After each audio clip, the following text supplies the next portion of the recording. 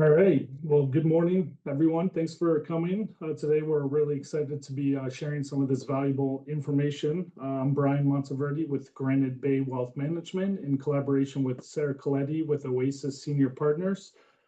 Um, Sarah and Oasis are some of my most trusted advisors when it comes to senior living, wealth of knowledge. In today's presentation, we're going to go deep into the various options that people have when it comes to senior living. Just a few housekeeping items. If you have any questions throughout the presentation, please submit them to the chat. We'll do our absolute best to get to them.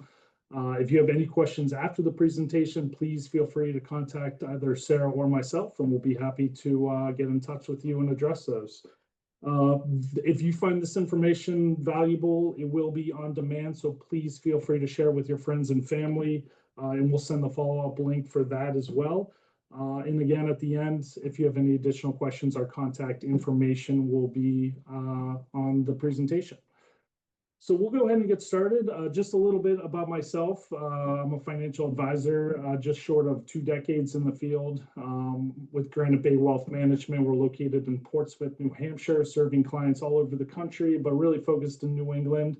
We do comprehensive financial planning, investment management, estate and trust planning, and education planning. We're a registered investment advisor and independent fiduciary, so our advice is entirely objective. And fortunately for us, we get to partner with people like Sarah and Oasis to help with our client needs. This is a topic that comes up fairly consistently with my clients' parents, and me myself personally with my family. So we're really excited to share some of this. I'll pass it on to Sarah to introduce herself and Oasis.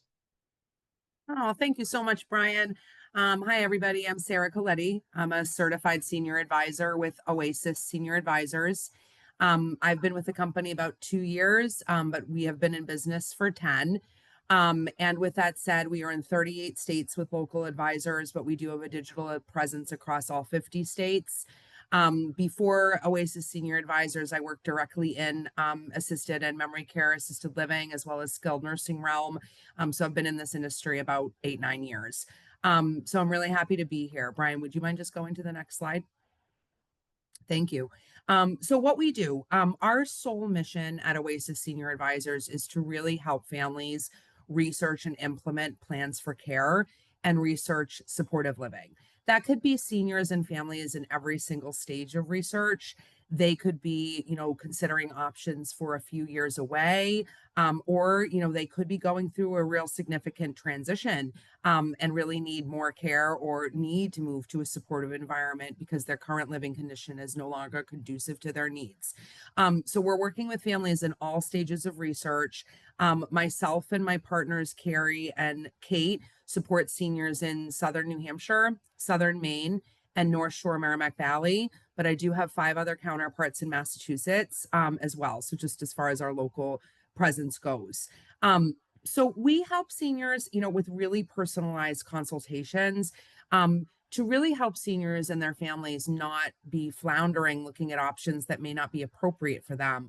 Senior care and senior living, what you're going to learn today is quite a massive web of information, and they're very different offerings depending on someone's financial needs, financials, their medical need, as well as who they are as people socially and culturally. So we really help, with all of these types of options and also resources. As you can see on the screen, I mean, we're many times making referrals to all sorts of resources that could be helpful for seniors as they age in place or age in a supportive living environment.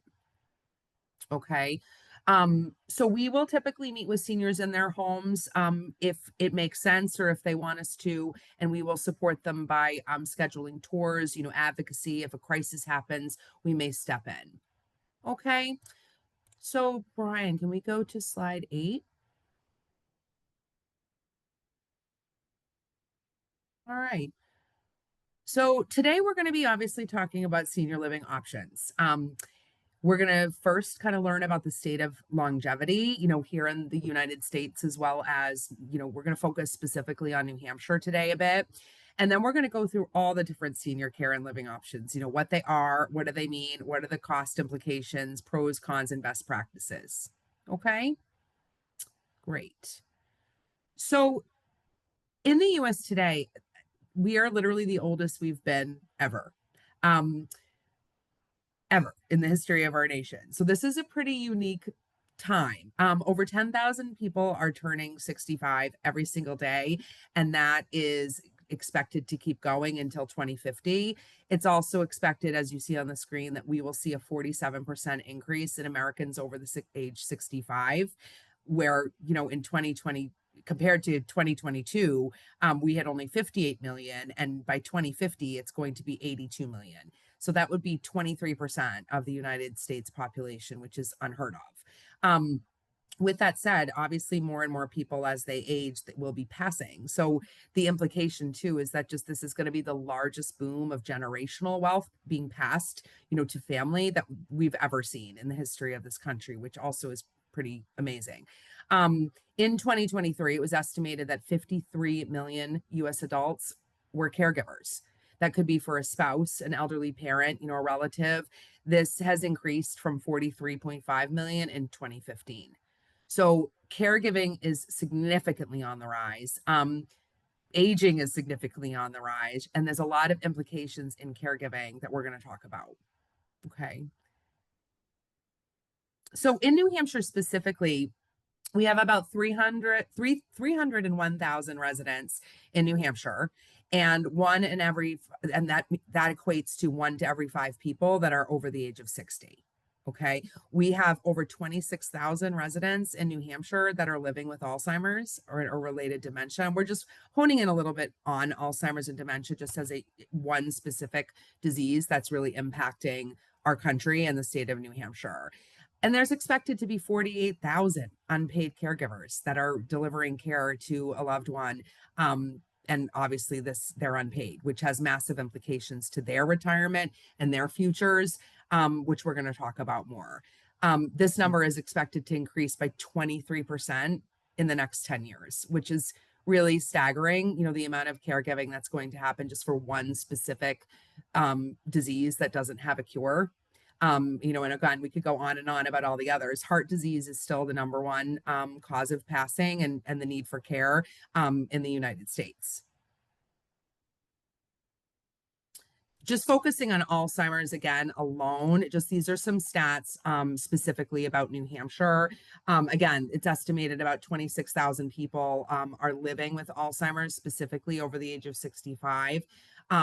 That equates, and the caregiving, number of 48,000 caregivers that are at least, identified.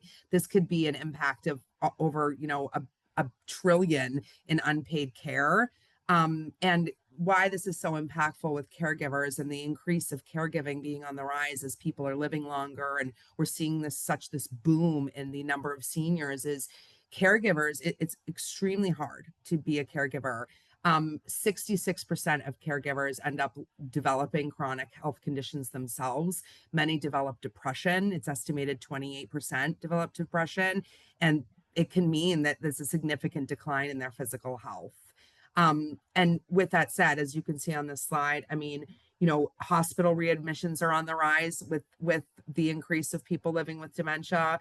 Hospice need is on the rise.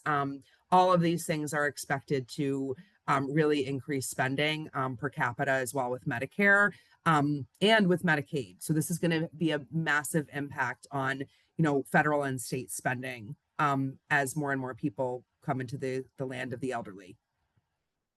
And Sarah, could you talk about what it means to be an unpaid caregiver, right? This could mean a relative, a child, a neighbor. Yep. Very, very true, Brian. So you're right. It could be, an adult child, a niece, a nephew, a neighbor, a close friend. We are also seeing a huge rise in solo agers, people who have no kids, no family, and are relying on kind of long distance relatives to help manage their needs.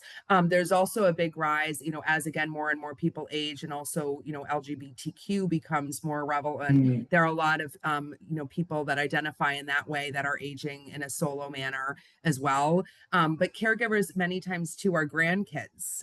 As people get mm, older and older, sometimes their adult children are actually passed away before them, and then we see a rise of grandparents. So the impact of, caregiving could mean you're missing work, right? You may have kids in college, you may be still, have a lot of responsibilities. So this can be a lot for caregivers to manage, unless they find solutions that are really right for them. mm, Great point. Okay, so how can we best support our older adults and their caregivers, right? So really it's so specific. I usually tell most of my clients, I wish there was a guidebook, for what solutions would be right to support older adults and caregivers, but even if there was a guidebook, we'd probably throw it out the window because every single person is completely unique and has different goals. There are different goals for the senior themselves. They may become really isolated, and they may have a number of, friends and family that have already passed away, and they miss being around people. That could be a goal for the senior, to have kind of friendship and camaraderie again. Families have different goals. Again, adult children, they may have a goal of, not having to miss work so much because they're spending so much time caregiving. There's a lot of fears and stigmas and perceptions that go into supportive living and receiving care. Really anywhere in the country, but us New Englanders are we don't want to allow people in our home. We want to be independent and in control, and many times we feel like if we consider moving to a community that offers more support, that we're either giving up on ourselves or our loved ones. There's perception as well from nursing homes that come from deep rooted perceptions of really when nursing homes were not federally regulated, and many times they were asylums for people that were destitute or mentally ill. So there's also stigmas that go back generations on what it would mean to live in a community. So all of that is really impacting, how we may approach or support a senior. Also, again, a client support system that really comes into play if they have a huge family, if they have a small family, if many times if it's a really big family, there's a lot of family, lot of arguing between what might be best for the senior. So that's really can be difficult to navigate. Finances make a gigantic difference. Whether the person does have assets, how they have saved, if they were a veteran, or if we need to consider a Medicaid low income solution either now or in the future. There are massive implications with what is available under the Medicaid stipend. And then again, people's medical needs. Are they cognitively sound? Are we approaching a dementia diagnosis? All of those things come into play in what we present and what would be right for the senior. So as just a best practice, it is good for the general public to talk about this, and it's good for the general public to share, okay, if you had a good experience in a community or a service, share it. But it's also sometimes harmful because then it puts ideas that something might be right for a senior when it's really actually not right at all. Okay. Sarah, I get this question all the time. When do we start exploring options? Great And I hear question. that would, yeah, yeah. Yeah, I mean, I usually tell my clients, like, if you were in your 60s and you're relatively young, exploring where you would live 15 years from now, if you don't want to leave until you're 75, 80 years old, that might be too soon.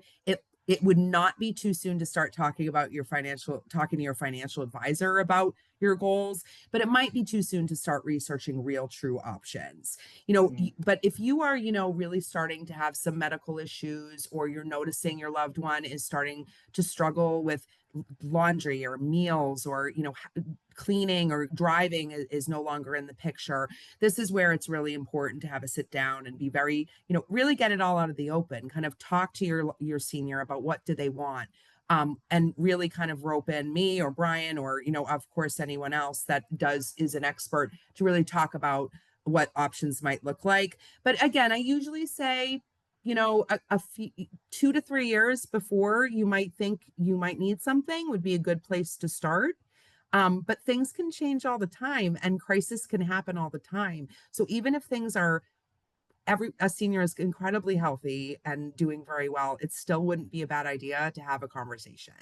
And Mm. Bryan, from there, to your point, I always usually tell people to have a check-in with your family about, your needs, your wants, how you're doing, an annual kind of health discussion, usually once a year. Yeah, and it's a unique time to start looping in your adult children to have these conversations, both around the finances, the health, and the future living situation. So when the time's right, it's definitely important to start looping family members in.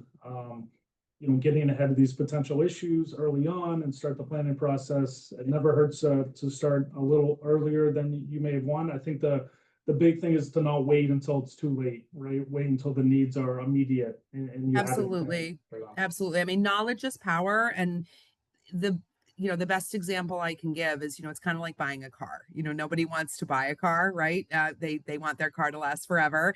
But usually we know at least 2 to 3 years before that you're probably going to need a new car soon, and we start figuring out what our budget is and what bells and whistles do I want and what are my goals. So it's that being proactive that is really important, because the last thing I like to see is if I get a call from a hospital and there is someone there that cannot go home and they've never talked to their adult kids. They have no idea. The adult kids don't even know what the parent has for money. They have no idea what their options are. And now we're making decisions in a crisis. And that is not fun. It absolutely can be done, but it's not fun when it could be quite easily avoided. Right. So we're going to get into the heart of our presentation now, which is really kind of the different types of senior care and senior living. So we're going to really talk about home care and options to stay in your home and what those implications are and what those options look like in the current landscape. And we're going to talk about the differences between independent and assisted living, as well as memory care assisted living. And then we're also going to talk about nursing homes. If we have time, we'll touch a little bit more on some alternative care options as well. Okay. So if a senior is living in their home and their goal is to receive care, in their home and stay in their home, really the current options right now are in-home care and adult day programs. All right. So in-home care, one of the biggest things that confuses Americans is the difference between home health in-home care and private duty assistance for hire. So we'll talk about home health first. Home health is a benefit through Medicare, where if a senior is on Medicare and they have declined due to an illness or an injury, meaning they've deconditioned in some way. So maybe that senior has gotten very, incredibly weak, and maybe they're struggling with their medications. A primary care doctor's office can put in a referral for a VNA, that stands for Visiting Nurse Association, where a nurse could visit the senior in their home. PT, OT, and potentially speech therapy could visit that senior in their home to work on rehabilitating from whatever illness or injury that is. That is a benefit through Medicare, and Medicare will pay for that. But the senior has to be week over week showing signs of improvement. They have to be making gains week over week. As soon as that senior has now reached either what's called a new baseline, like a new current condition where they're not making any more progress, or they have been completely healed from their illness or condition, then the insurance will not pay anymore. So VNA can be ordered when someone is living at home and not hospitalized, but it's almost always automatically there's usually automatically a referral put in if a senior is hospitalized and or goes to skilled rehab for more intense PT, OT, speech, and nursing oversight. So that way the senior gets some support at home. So typically it would be a nurse coming for an hour once a week, and perhaps physical therapy and occupational therapy visiting 2 or 3 times a week. But it usually ends somewhere between 3 and 6 weeks post illness or hospitalization. So that is covered. But any other type of home care is not covered by any insurances unless you are very low income, low asset, and on a state Medicaid program where you may receive a certain number of hours of care for free under the Medicaid benefit. And we'll talk about adult day in a minute, but they also many times will cover going to an adult day program. So if you have assets, um, you are going to be paying for in-home care yourself. So let's talk about in-home care, and hiring someone to come in. There are various types of licensures that home health agencies, excuse me, home care agencies may hold, but really the two basic types is there is companion care, where someone may be coming into the home to help with anything that does not involve your physical body. So we're talking about light housekeeping, um, prepping meals, maybe taking the senior for errands and transportation, um, helping with laundry, and things along those lines, and obviously just companionship, spending time together, reminiscing, having a social opportunity. And then there are agencies that also do companion care, but also do bodily care, where there are licensed aides, which are typically called home health aides or certified nurse assistants, CNAs, that are not only able to do companion care that we just discussed, but are licensed to help with physical care. So that could be physical care that's as basic as putting on someone's socks and shoes, maybe helping them with just zippering their jacket, or things that are a little bit more heavy, like using the restroom, incontinence support, taking a shower to whatever varying degree. That could just be standing outside, that could be full physical assistance, and helping, seniors manage medicine and just reminding them to take medicine. So the average cost of kind of a companion agent, a licensed, bonded, insured agency that performs this type of care. And really, that's kind of what you want to use. I mean, that's usually our best practice, because they have a backup of numerous aides if someone were to call out or not show, or perhaps they're not the right fit. Usually the average cost is somewhere between $40 to $46 an hour. Typically, most agencies are going to want a weekly commitment from the senior of the family for a minimum hour per week of about 10 to 15 hours a week. And most of them have a minimum shift requirement of somewhere between 3 and 4 hours per shift. So let's kind of think about this. If a senior is really starting to struggle and they need help, even, 4 hours a day, we're talking about potentially about $200 a day, which, let's do the math here, 7 days a week, that's over $5,000 a month. If we're getting into people, that need 24-hour a day home care and they want to consider that in the home, we're looking at $30,000 a month. It's a massive implication that most people, it's not right for. With that said, just going back to the finances, if someone has invested in a long-term care insurance policy, their policy may have a home care benefit where that policy may pay out a daily rate for home care. I have seen so many of these policies over the years, and 9 times out of 10, the daily rate for home care is somewhere only between about $200 a day. So that's only about 4 or 5 hours. So that doesn't really help us if we run into a senior needing way more than that. Sorry, just one moment, Brian. And one point to that, I think Frog in my throat. when it comes to home care, tends to be the more expensive of the choices, especially if you need a lot of hands-on. So if you do get into the 24-hour care, I have a lot of clients that are adamant about staying in their home through retirement. If that's the case, and we do foresee potential health issues, that's something we really want to start planning for financially, as early as their 50s and 60s, to make sure that we have large enough investment accounts to substantiate and sustain that. Correct. And for most people, that is, it could be done. But again, $30,000 a month is for most people not sustainable, right? If we get into 24-hour a day help. And at that point, the senior, also the implication is the senior may not be having the best quality of life at that point. They may be very isolated if they have 24-hour a day care. They're not even able to leave the home. There may be no social or, activities that are available to them. So even if there was an aide there 24 hours a day, it may not be giving them the best quality of life that they could get in a community. It may, but it may not. So it's also Mhm. to kind of understanding that, like, even if they can afford it and they have a net worth of, $20 million, it still might not be giving them the best quality of life. Mm. You had Okay. shared that best practices tends to be go with an agency where, Yeah, definitely a licensed, bonded, insured, background checked, trained, agency is typically the safest way to go. There are massive implications in considering hiring someone under the table or as a 1099, even if it's an individual who is personally licensed and bonded and insured, you're still hiring them as a 1099 as a family. And what if that person retires, gets sick, needs surgery? Then you're vested in this person, and that could pose implications if that person's no longer available. And there's also, of course, risk of what if that person gets hurt and there's a workman's comp concern.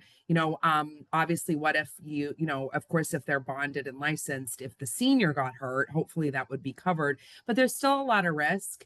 And I really caution families from relying again on unpaid caregiving from, seemingly, well-meaning friends and neighbors that are just popping over and helping here, there, and everywhere.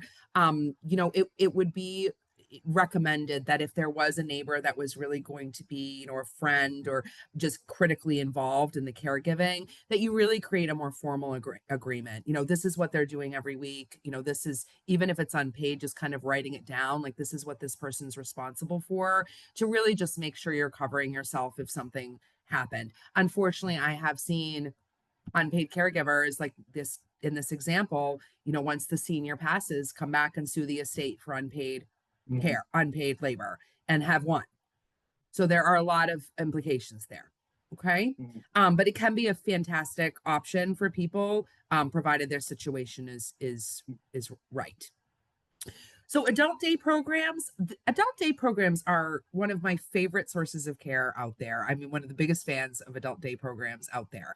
Um, it's one of the most affordable ways to stay in your home, and it's also such a great way to get engagement, to feel fulfilled. Most people are used to getting up and leaving their home every day from the time they're little kids and we're going to school, and then leaving every day for work. So it's actually a very natural thing to get up, go to a program, and then come home and, feel fulfilled and feel like you contributed. Um, Many people are quick to say, my senior will never go to a program. But you'd be surprised. Many seniors, really feel that it gives them the most engagement they could possibly have, and gives them a whole new chance on, again, fulfillment with friendship. So there are two different types of models with adult day programs. There are social models and medical models. These two models are actually exactly the same in the sense that you go for the day, you can have engagement and activities, you can participate in programming, get meals, and then return home. The difference with the medical model is they're just licensed to perform care. So many times they will have a nurse and or aides that can help with going to the bathroom, can help with grooming, or some of them even offer showers on site. So this can really help. If there's a caregiver at home that's struggling to do those things, that may not be able to afford home care, or may just be not be ready for home care but want to get some of that additional bodily care in place. So they're not on every corner, but they are, pretty there's a number of them in southern New Hampshire and southern Maine, and the usage of them is growing, which is great to see. These programs, if someone is on Medicaid, and again, low income, low asset, and officially on a Medicaid program, many times they can go at no cost. If a senior is a veteran, and has specific qualifications under the VA, they may be able to go to one of these programs and have it be covered through the VA. But even if, say, you were paying privately for an adult day program, typically the average cost per day is about $100 a day. So you think about that. If you were going from, 8, 9 in the morning to 3 o'clock at night, that 3 o'clock in the afternoon, that would equal out to be maybe $15, $20 an hour versus, again, the 40 to 46 home care. So it can be an extremely affordable way to receive care, and also, again, take advantage of, reducing isolation and, engagement opportunity for keeping the brain and body strong. Um, Many of these programs will allow seniors to go for just 1 or 2 days a week or go to 5. Many of them will allow you to try it out for a day, at no cost at all. There are adult day programs that are specifically dementia based as well, that, cater specifically to people with a cognitive impairment or a dementia diagnosis, but many of them are open to seniors that have no cognitive impairment at all and that might need more bodily support. So the one kind of best practice I usually recommend is, if a senior is already kind of starting to struggle and needs cueing, reminding, needs a little bit of help with their body, I usually don't recommend starting with a social model, because then they're going to get used to it. They're going to really like it. And if they then need more care, they're going to have to leave that model and go to a medical model. And that could be hard for the senior to now lose their routine and the people they trust. So if you're starting to see a senior struggle, I usually recommend starting with the medical model, just so that services are built in if they do need it later.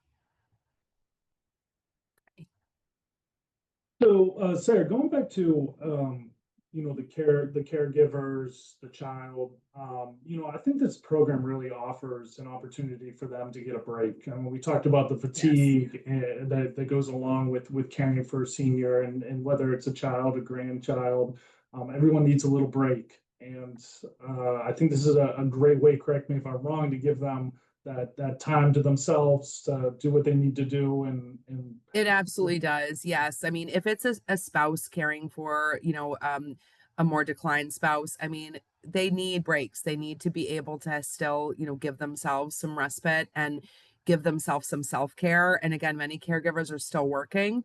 They need to know their loved one is safe. And these are opportunities for them not to be so scared and so stressed that their loved one is not safe home alone. So correct. It can not provide the caregiver as well as the senior themselves with really good, a sense of well-being, that they're not so worried and anxious over their senior. Yeah, and I think we all care deeply about our parents and making sure they're well taken care of. But sometimes that chronic caregiver or condition will sneak up on you without you even realizing it, and ultimately affect your health, your job performance, your ability to care for your own family. So getting that break, I think, is very, very important for that person. Absolutely agree. Yep. Okay. Well, we'll hop into continued care retirement communities. So, continued care retirement communities, the acronym is CCRC. Many times they're also known as life plan or life care communities. And this is a unique niche model that is many times also referred to as a buy in model. So these communities are typically very large campuses where they may have cottages on site, they may have a very big condo complex on site. They also have an assisted living on site, and many of them have a nursing home and rehab on site. So the idea is you're really buying into a retirement lifestyle. Really, the goal would be seniors that are living the last 20 to 30 years of their lives in this specific setting. So you're buying into, no matter what the road, what comes down my path, I can stay in this community on the campus, and the services will grow with me if I need them. Okay, so typically these types of buy-in communities require quite a large buy-in up front, to buy into the complex and buy into this lifestyle. It's a big range, but the most common I see, and there's three different types of life plan communities, that type A, B, and C. If you want to know more, we're not going to go into the weeds here, but you can Google it and kind of see the real differences, and various types of contracts involved. But typically you would be giving this type of CCRC model somewhere between 3 to 500,000, upwards of 1.5 to $2 million up front. You then move independently to, again, either a condo or a cottage on site. You still have a monthly fee, typically somewhere between maybe $4,000 and $8,000 a month. And then again, you live there, you enjoy the lifestyle. Many of them have meal plans you can purchase, some of these services you see on the screen for amenities. And then again, if you then need more, um, you can obviously move to their assisted living. And then if you do need rehab or nursing home level of care, you could take advantage of the services on site. With that said, usually the deal with the initial buy-in fee that you put down is when you pass away, your estate will typically receive back somewhere between 85 and 93%. That's standard, somewhere between 85 and 93% back to the estate. Okay. So this is attractive to many people. You know, their estate remains relatively intact. Their goals of leaving a legacy to the family remain. You know, they like the idea of knowing whatever comes on my way, even though I have to move through the different community if I need more, the services are all still there in one place. Okay. So with that said, kind of thinking about it from the business perspective, why, did kind of business developers think up this model? They're the goal would be, obviously the community is going to take that initial investment and hopefully invest it themselves and, earn as much return on investment possible over the next 30 years before they have to give whatever the remaining, whatever that percentage is back to the estate when that person passes. So these types of communities are really marketing to people in their 50s, 60s, and early 70s that are very, very healthy because, again, ideally, they're hoping they will live there for the next 20 to 30 to 40 years of their lives. So they're not really marketing to people that are already 85 and falling and having comorbidities. Many of these communities are now going to the model that if someone is already now 85, 89 and having a lot of massive health concerns, they're not going to consider that type of person because their life expectancy could be maybe 5 years and they're not going to be able to get as much return on that initial buy-in that the family put down. Also, these types of communities, because of what I just said, of people moving in their 50s, 60s, 70s, they live longer, right? So this is where we get into these really long wait lists. This is where kind of the rumor mill has all started, that assisted livings have these super long wait lists. Typically, a buy-in community like this will have a wait list of usually 5 to 6 years to be considered. So if this is a model that is attractive to you or a senior, some best practices, I mean, you definitely would want to speak with a financial advisor like Bryan because, this is a large amount of money, obviously, and we would want to make sure that you could still afford the monthly fee because the monthly fees, remember, are still somewhere between 4 and maybe 7,000 a month, and really determining if that this would be right for you based on your financial situation, and if you can really wait that long. If you can really wait the 5 years. The other implications is legally, I always recommend that a lawyer review the contract. These contracts make it very hard to get out of. They, again, they want you there for the next 20, 30 years. And if you do forfeit a contract, many times you're relinquishing a relatively large percentage of that initial buy-in, sometimes 30, 40%. If you drop out, if you don't live there till you pass. So there's some real implications here. It can be a lovely option, but for many people, that idea of being locked in is scary. So it's just something to really think about, with your families on if this is an option that would be right for me or not. Okay. All right, well, Yeah, and I think, as Bryan, you go ahead. navigate through the various options, again, you want to consistently go back to your financial plan to make sure you can afford this and it's sustainable over the next 20, 30 years. But you also want to talk about the legacy planning as well. Ultimately, do you want to leave a nest egg for your children, your grandchildren, and how does that impact the ultimately what you're leaving behind? Absolutely. Great question. Great comment. Excuse me. All right. So we're going to talk about independent living and assisted living. Okay. We'll kind of focus on independent living first. Now, all these terms, we've kind of done our industry a disservice by naming these things, all these things, right? A buy-in community, CCRC, is independent living, right? It is a form of independent living. You move in totally independent, right? So that is a style of independent living. Again, you can get services and assisted living on site, but for the most part, people are moving in completely independently. So the other types of independent living, they're called different things. Sometimes they're called a 55 plus community. They could be an apartment building that you rent where, again, it's 55 plus. Many of the independent livings that are month to month apartment buildings, many times will include either 2 or 3 meals a day. They may include programming to take advantage of, housekeeping on a weekly basis, trash removal, some transportation for shopping or appointments, on demand. Um, but with that said, there are no services.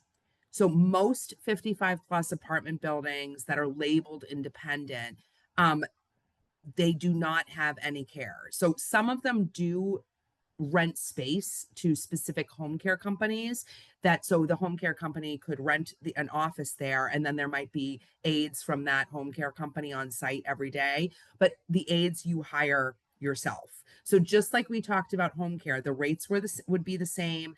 The implications with the staffing concerns or call outs or things like that are still would remain. The average cost for a kind of 55 plus independent building that is a month to month agreement usually is somewhere between 3 and 7,000 a month. Again, that would be your rent, all your utilities, meals, housekeeping. Most independent living communities do not include laundry, but some of them do. But that's typically the average cost. But then just think about it. If a senior has already started falling, or needing medication management, or starting to struggle with navigating a building, or starting to forget things, if you had to hire care on top of that and you needed help 3 hours a day, that would mean if you were paying 5,000 a month in this community, your cost is probably up to maybe 7, 8, 9,000 a month. So independent living is very right for many, many seniors, but just it's making sure the senior knows the implications, that there's just no care built into the model. So if we're starting to see more and more spending on home care, it might end up being more expensive than moving to an assisted living, which we're going to talk about next. Okay. The other thing I want to point out is most independent living communities.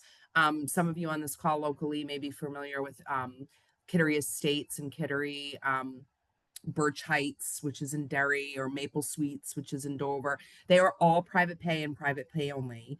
There are no low income subsidies at all in these buildings. So that's the other financial consideration, that if funds were spent down, the senior would have to move if they could no longer afford to live there. There's also, of course, senior housing, which are low income 55 plus or 62 plus buildings for seniors, where the rent is typically based on a scale of what their income is and or what their assets are. But senior housing, again, that is straight housing. There is no services whatsoever included in most senior housing buildings that are low income. Okay. So So can you give yep. a sense of what the initial upfront costs are with the independent living? Essentially, you're downsizing from a home potentially and going into a smaller space. Yes, sure. So typically there's no upfront cost at all for a 55 plus or 62 plus independent living that's private pay. You typically you have your monthly rent, and it's a month to month agreement. There's no buy-in at all. So you're renting an apartment just like any other apartment. Some of them charge first and last. Some of them do a security deposit and a pet deposit, but it's pretty standard to, a landlord tenant relations. Hmm. Great question. Okay. So traditional assisted living and memory care assisted living, we're going to talk about that next. So assisted living, in actuality, is every single thing I just said. You're independent. You can come and go as you please. You are in control. You have a key to lock your door, just like independent living. Okay.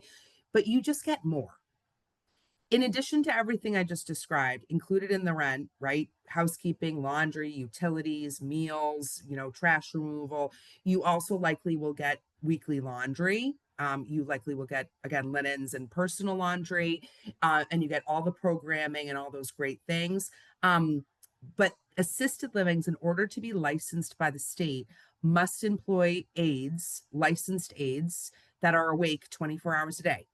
Those aides are there to provide scheduled care.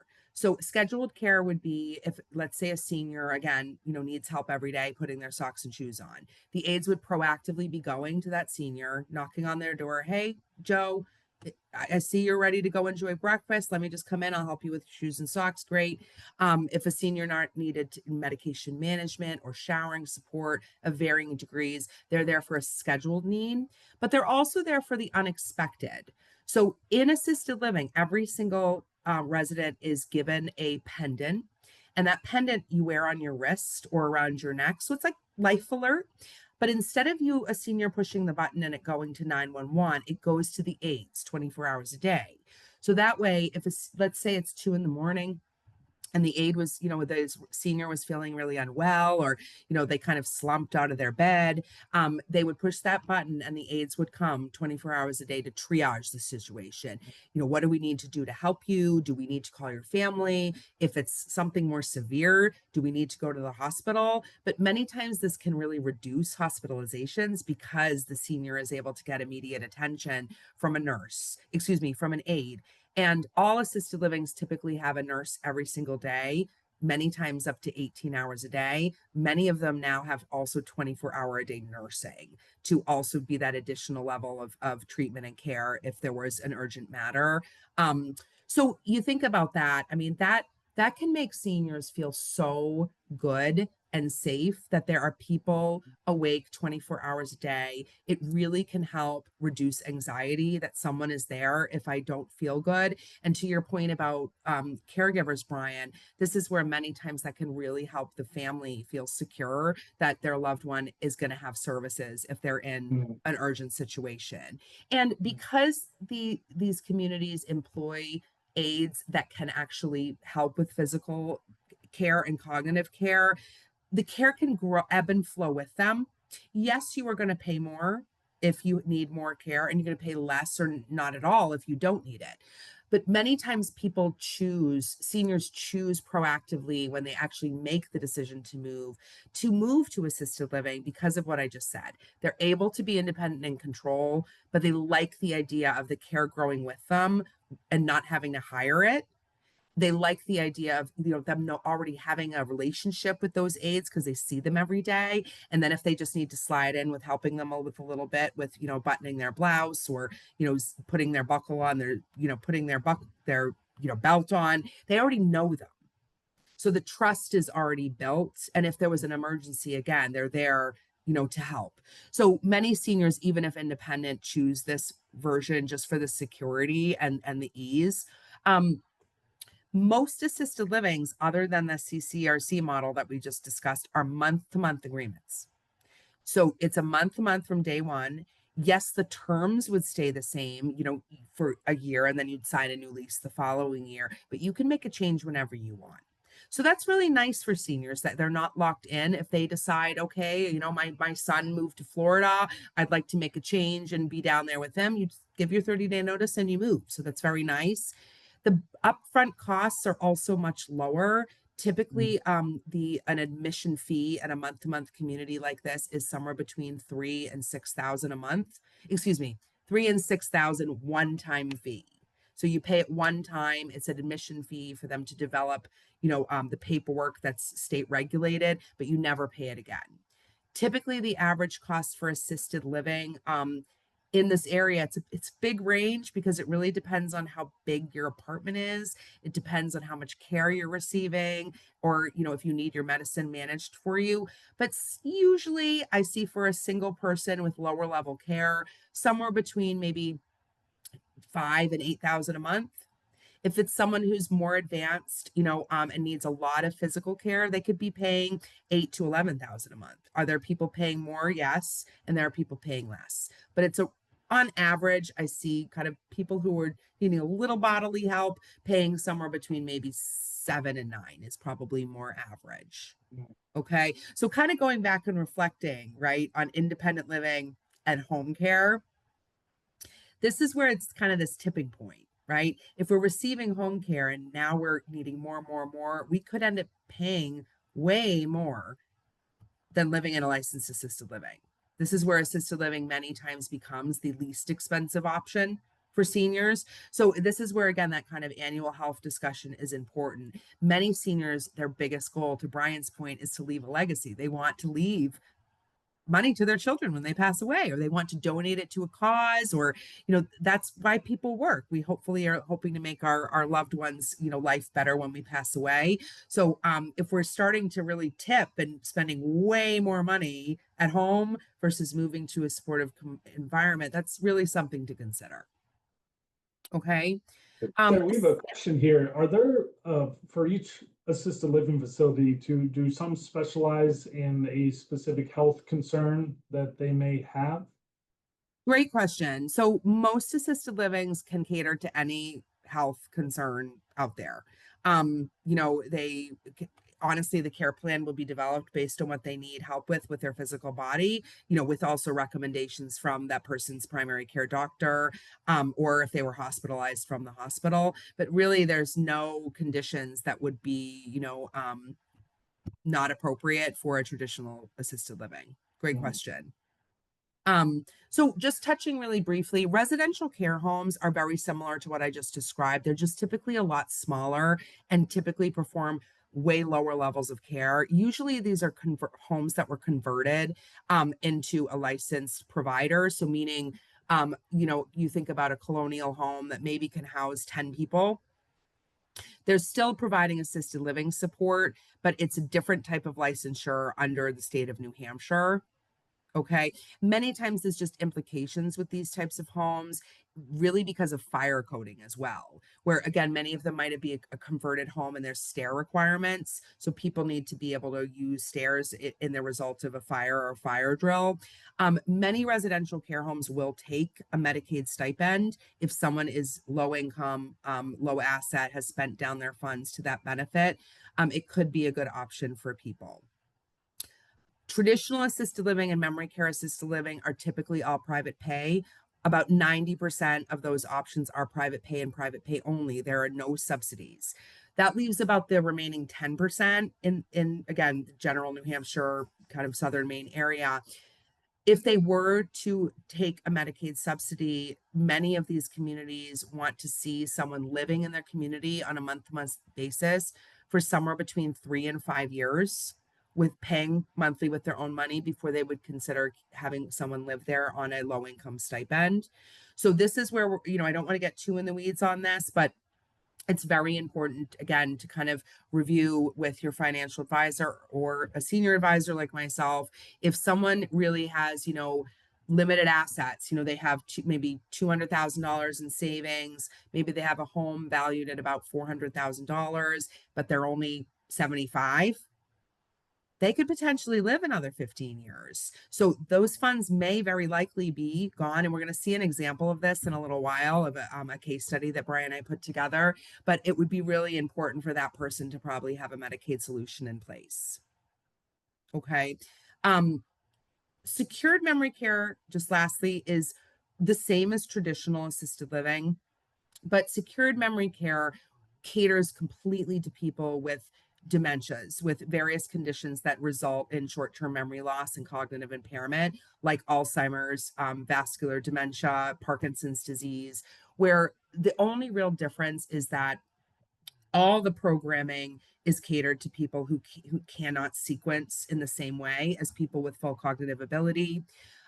They're staffed at a very higher level, and they're not banking on that pendant system that we just talked about, because it's kind of the assumption in memory care that someone with dementia likely will not remember they have a pendant, so they wouldn't really know what to do to call for help. So instead of relying on that, they're doing checks every hour, 24 hours a day, and the doors are secured. The doors are secured, not, it's a big misconception that people think that they're, kind of locking someone away. That couldn't be further from the truth. Residents of memory care assisted livings are able to leave 24 hours a day. That's their resident right.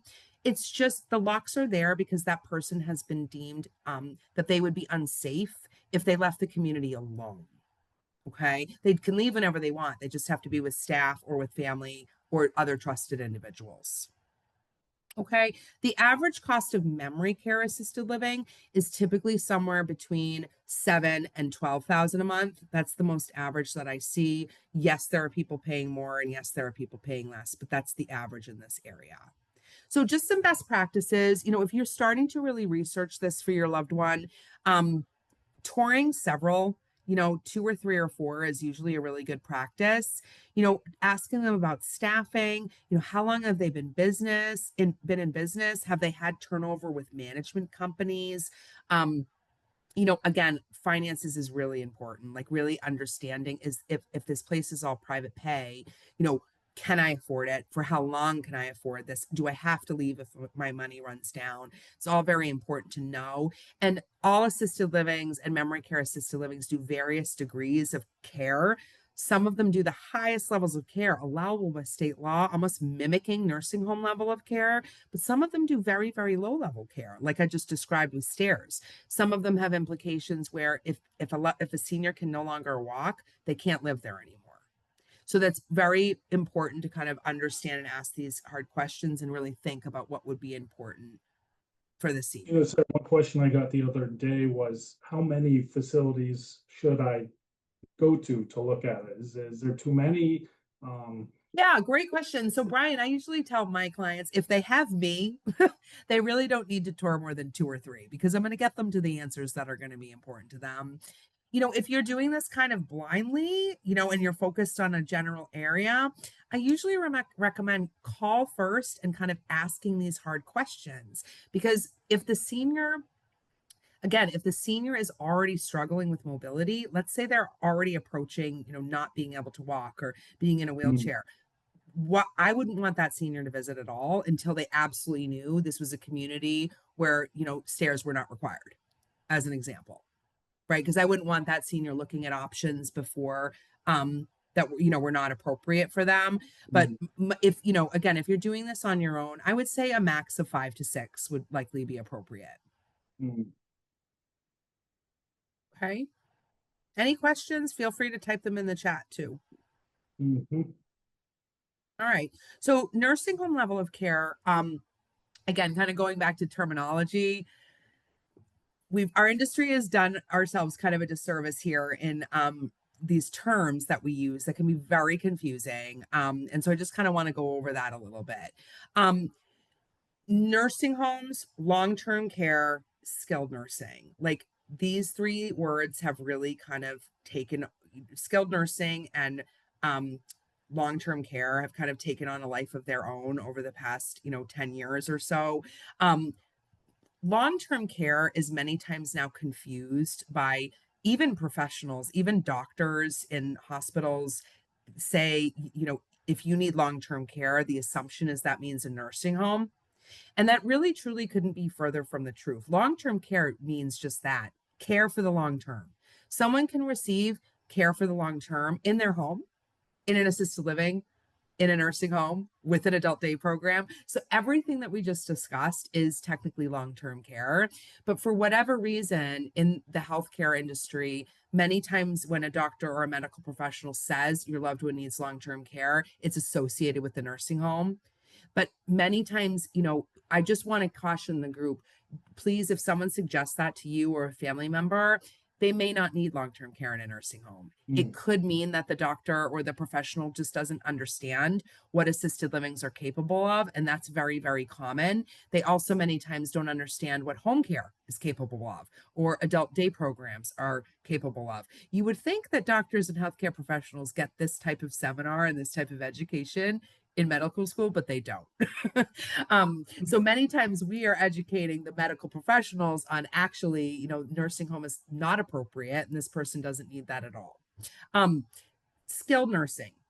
Skilled nursing, many nursing homes are changing the way they're named to be called, X rehab and skilled nursing center. The goal of and why this keeps happening is that the term nursing home is not it doesn't have a really good reputation, right? I'm sure everybody here on this call agrees. Nobody wants to think about their loved one being in a nursing home. So it's been a trend across the country that nursing homes have started changing their name to health center or again, skilled nursing center. So what does this skilled nursing mean? Skilled nursing term really means providing nursing oversight for a condition or an illness that really requires nursing oversight. And that is provided 24 hours a day. So it requires a skilled professional that's licensed, like a nurse or doctor, to oversee care. It also is interchangeable with rehab. Again, remember we talked about VNA, the Visiting Nurse Association, where the nurse is coming every week to oversee someone's care and they're making improvements and gains. So this is where this kind of word skilled care not only applies to a nursing home where someone could go for rehab, but it also applies to a VNA in the home. So all this stuff can be very confusing. I just want to throw it out there that you are not alone if you've been confused by these terms. But nursing homes slash skilled nursing centers, they provide rehab support, going to a rehab covered by Medicare to rehabilitate from a chronic, again, condition or accident or illness that's, a break or something that's happened to you. But they also do long-term care living where you have a condition as such that requires, nursing oversight for the rest of your days, and you are now living there. And this is where that term long-term care comes in. You're living there, receiving care for the long term. But in essence, they are still nursing homes. People live there at their homes. They're just getting nursing support. Okay. In this area, um, it's pretty rare that people, really need to live in a nursing home clinically because of what we just talked about assisted livings doing, many of them doing very, very high levels of care. But there are some conditions that many times will require nursing home level of care. If someone is needing to be fed, if someone is very infirm and they need people to lift them up with a mechanical lift, many assisted livings do that, but many are not designed to take someone that's already at that level of care.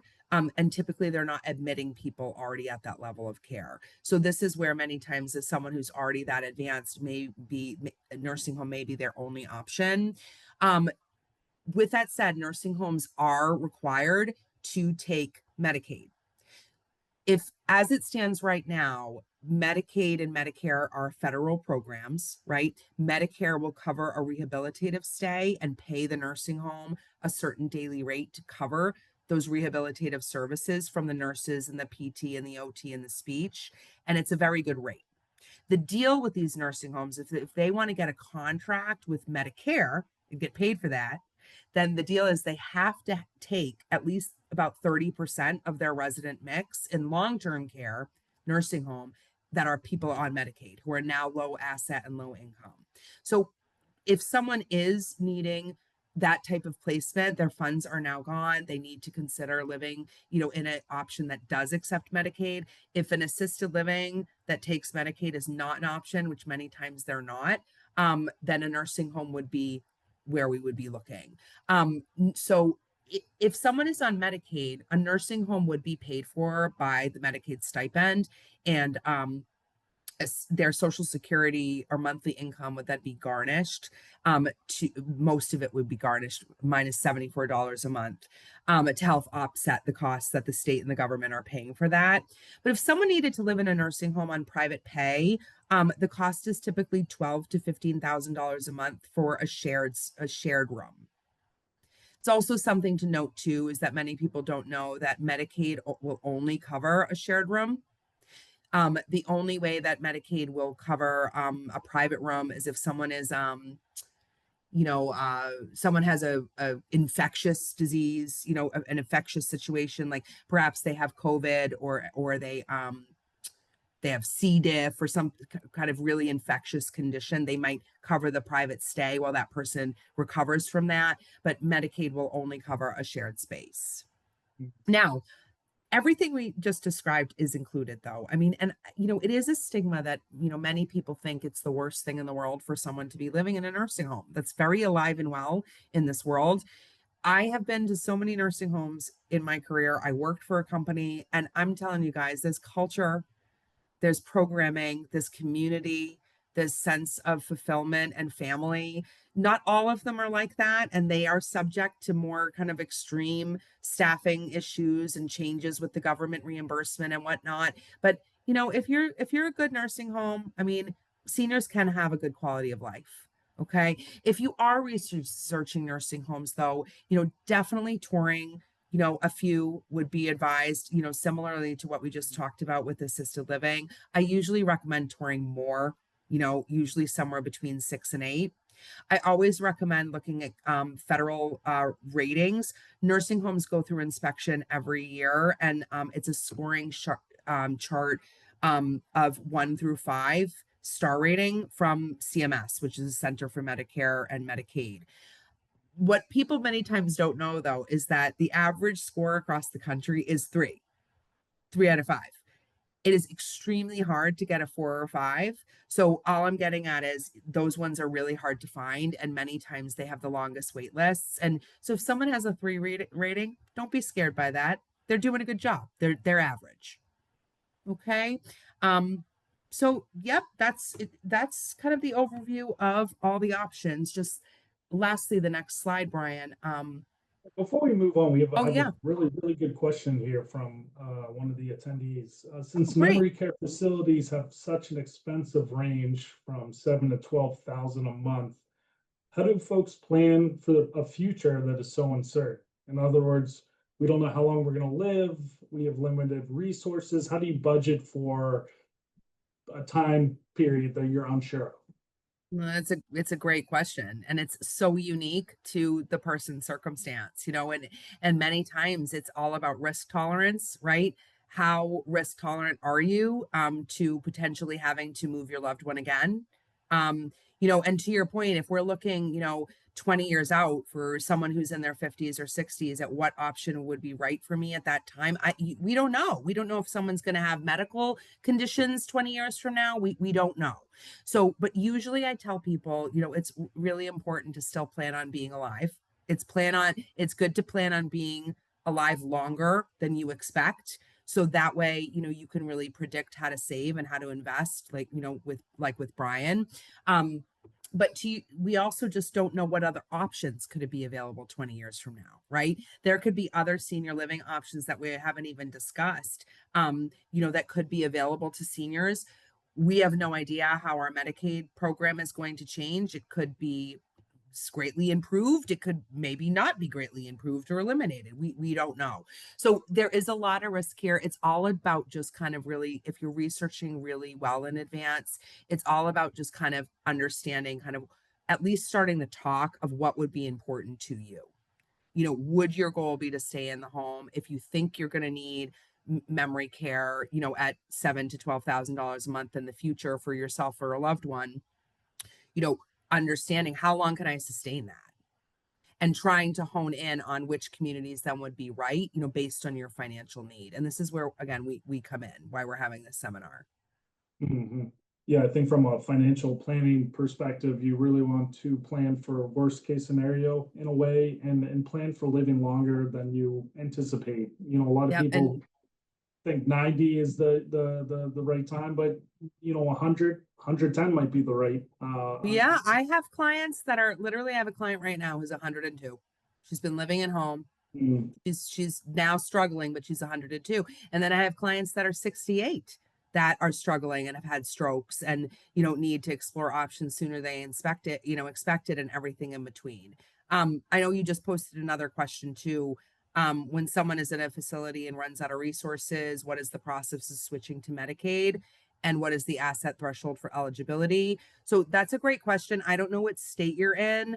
And with asset ranges state to state. So even though Medicaid is a federal program, the states manage their own programs. So asset, meaning savings, federally, the statute is $2,500 that you're allowed to keep in your savings account. $2,500. So Massachusetts is still hanging out at that, which is crazy. But New Hampshire in 2023 actually raised that to $7,500. People are allowed to keep $7,500 in savings. Maine switched it to $10,000. So it depends on where you live. But also, there's also the income guideline of how much money you can be making a month in income. And that depends on if you're single or married. But typically it's 2901 a month. You can't be making over 2901 a month to be on Medicaid. Okay. And we could do a whole seminar on Medicaid. I know enough to Mhm. be pretty dangerous on it, but I am no means an expert. But just to add to your question, what is the process when you run out of resources? This is why it's very important that if you were looking into assisted livings are not federally mandated. So they're not required to take Medicaid. It's a choice if they decide to take it.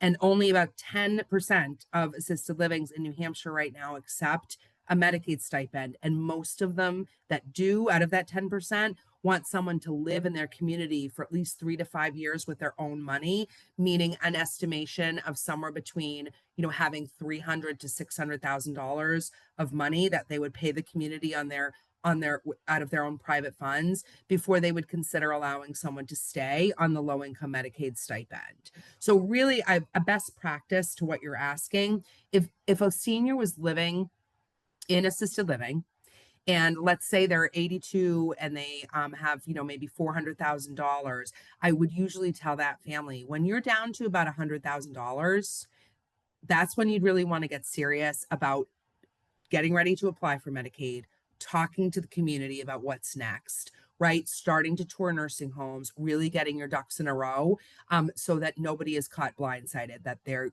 have to leave. Okay. I hope that helps. You mentioned this the other day, Sarah, about pending Medicaid approval.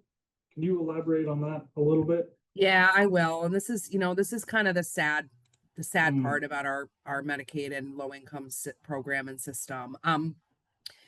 Everyone has to kind of really think about nursing homes and assisted livings. They're landlords. Yes, they provide care, but they are a landlord, and people who live there are tenants. So you think about it, Bryan, if you were going to come, and let's say I'm the landlord and you wanted to rent an apartment for me, I would say, here, fill out this application and show me proof of income, right? I want proof that you can pay the bill. So if I'm not paying privately and I'm relying on Medicaid to pay the bill, if the nursing home is the landlord, I want proof that the government is going to pay me, right? So prior to COVID, many nursing homes were a bit more flexible when it came to someone that's called Medicaid pending. That means, you applied for Medicaid and you're waiting for the government to approve. The nursing homes might have said, hey, come on in, well, we might not get paid for 8, 9 months, but that's okay. We feel confident you're going to be approved. So come on in. Right now, post COVID, unfortunately, the nursing home, even though, it's 5 years later, guys, the nursing home industry has not recovered. The Medicaid system has not recovered.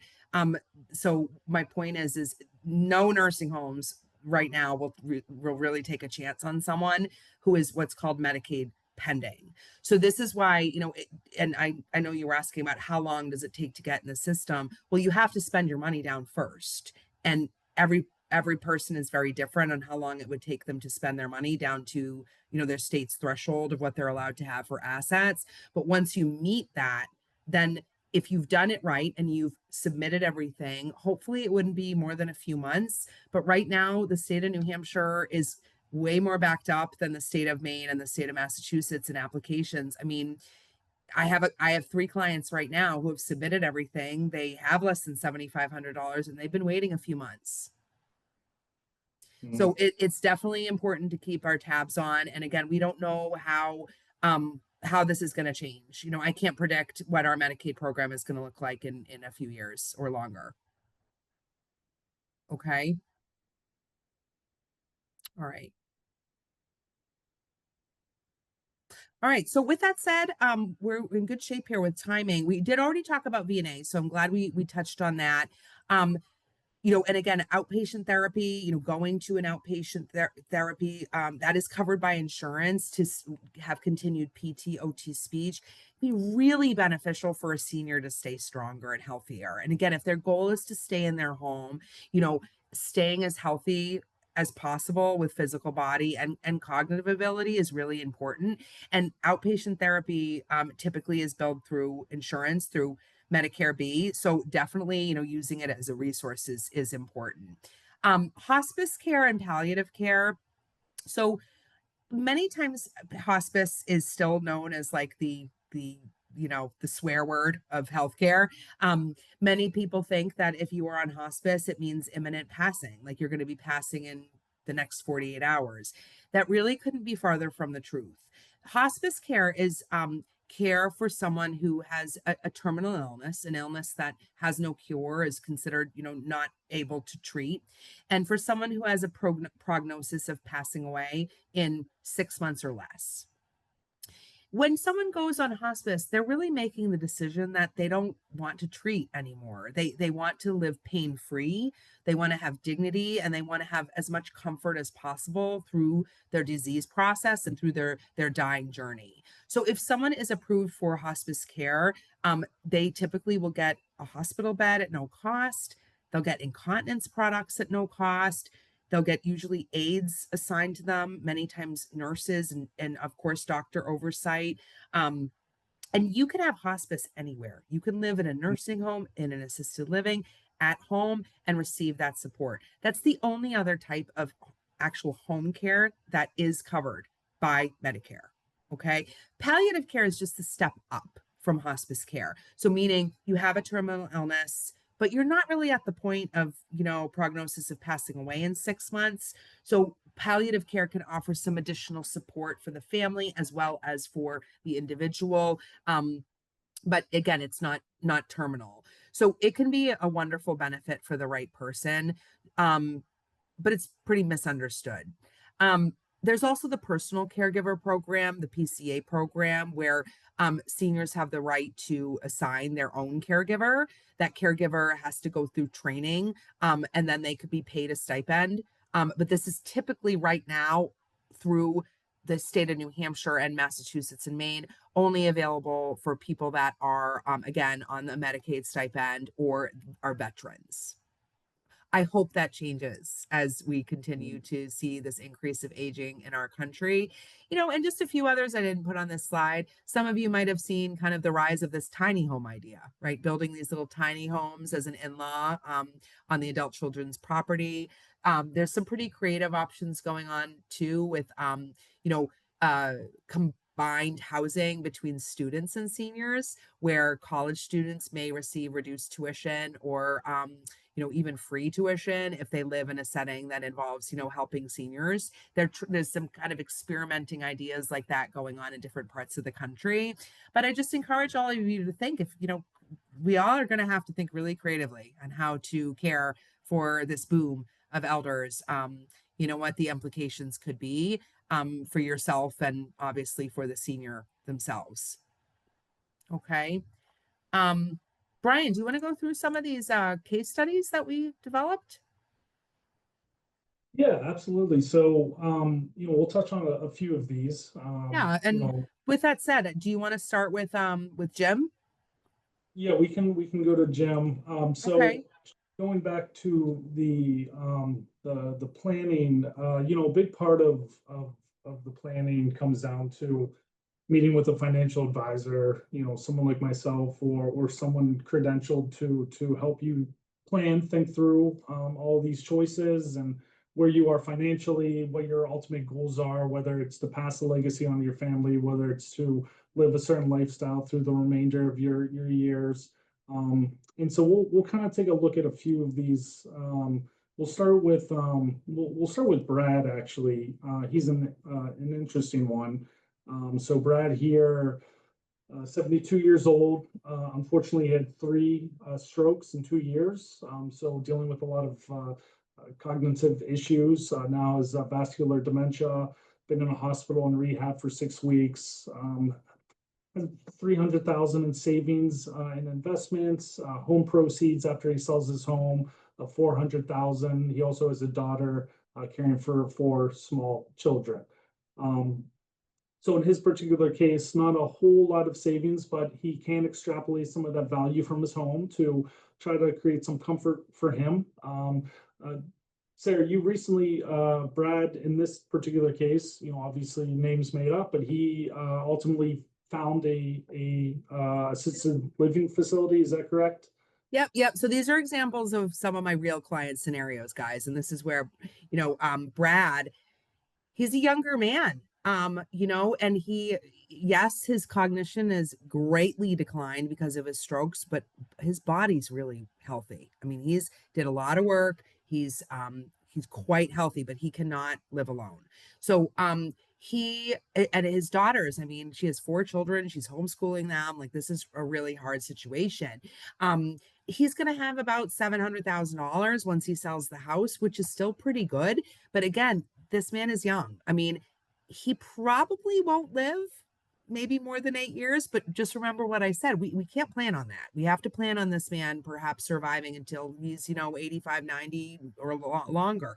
So given the amount of money, what my recommendation for the daughters was to really consider a community that did have a Medicaid component, whereas if the funds were gone, that he could stay on their campus. So Brad has actually moved. These are real clients that are live. He actually transferred to this community from the hospital, and last week. Um, he's going to be living in their memory care assisted living. The cost is right around 9,000 a month, but they have an attached nursing home. So their nursing home does take Medicaid if funds are spent down, and they prioritize people that live in their assisted living. So this is a really good solution that, Mm, they in 7, 8, 9 years, if the funds are gone, the adult daughters there's no obligation to use that nursing home at that point. Because again, we can't predict that is even a nursing home they'd want Brad to go to 8, 9 years from now. But my point is at least give some assurance that it will be easier for the family to transfer him, and they will get the support of the business office in that nursing home to apply for Medicaid. So it covers a lot of bases to protect these daughters, and Brad, of course, from having the best quality of life possible. mm. Yeah, so what we would do is look at Brad's situation. And in this particular case, he had, some assets, and we want to maximize the potential of those assets to sustain this lifestyle at least over the next 8 years or so. There is risk, of course, as Sarah mentioned. He may live beyond that anticipated lifespan, but given the unique position he's in, has options when that's all said and done.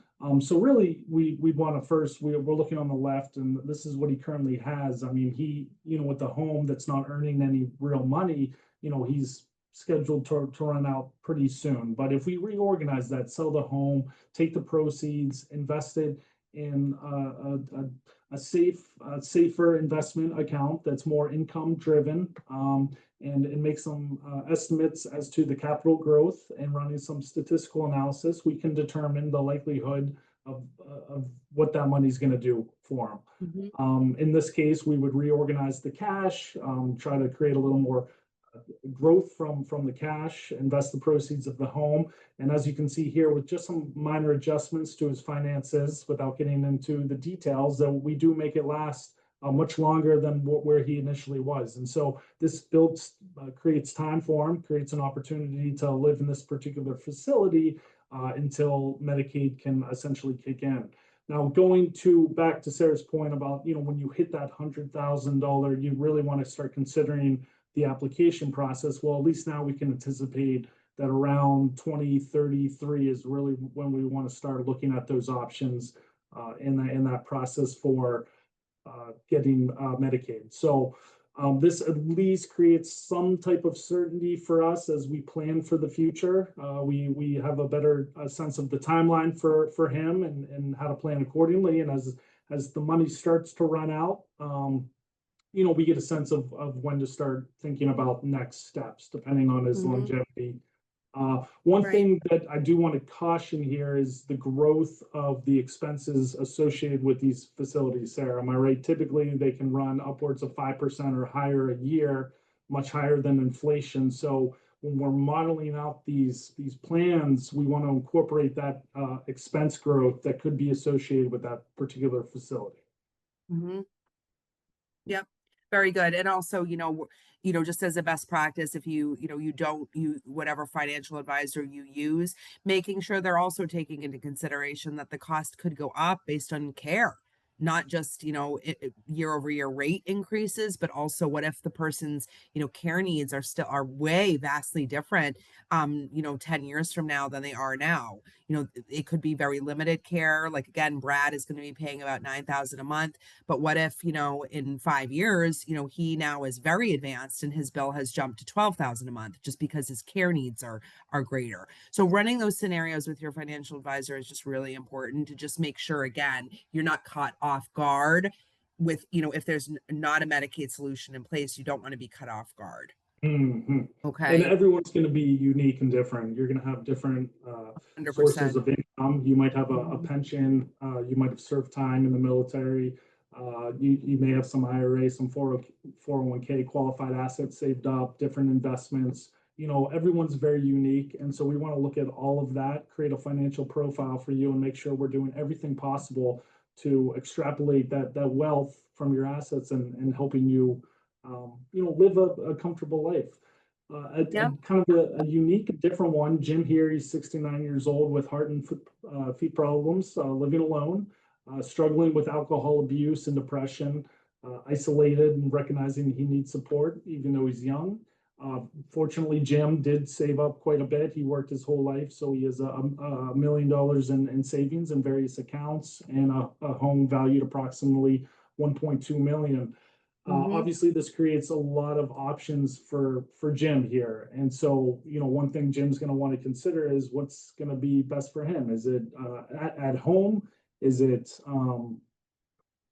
going to an assisted living facility? So Jim, in this particular case, is going to want to look at all those various options, which I'll pull up here. So Jim, I'll share my screen here.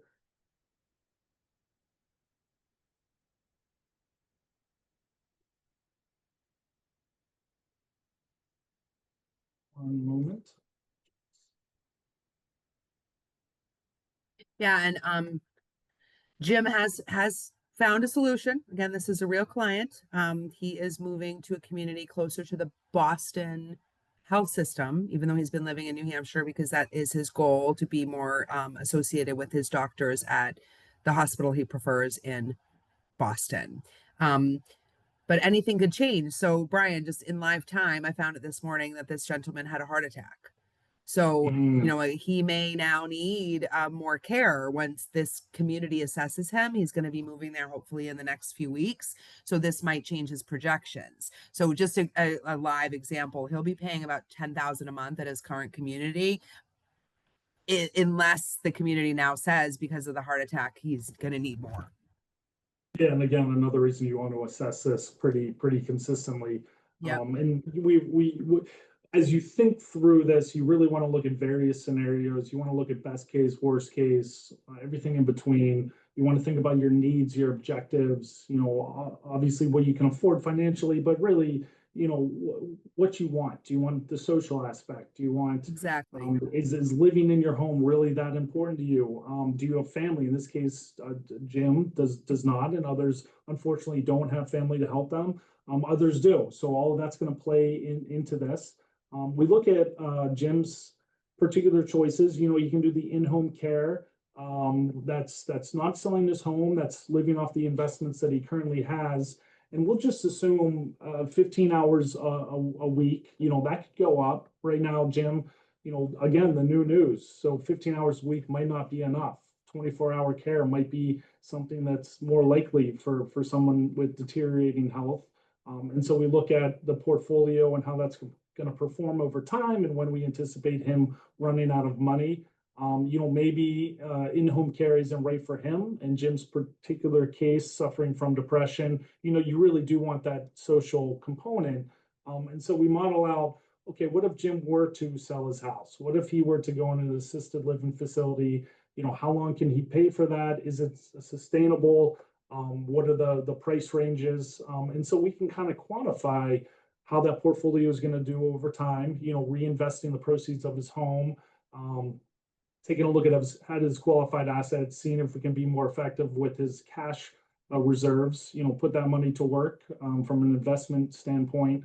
And we can see that we can extend that for Jim much longer than him living at home. And so he can kind of quantify these and make an informed decision for himself as to what the best situation is for him and what he can afford.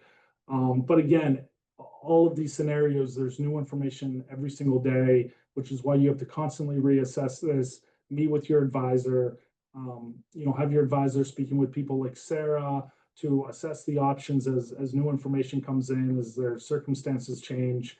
But at least with the proper planning, we can assess what your choices are and what is going to make most sense for you. Yep. That's awesome. I just, it's so complimentary, like to see that, all the you could kind of plug and play all the different options, for a senior Brian. So that's great. Yeah, and you can find, I tell people financial planning, it's two things. It's making informed decisions. So Hmm. quantifying what the decisions are.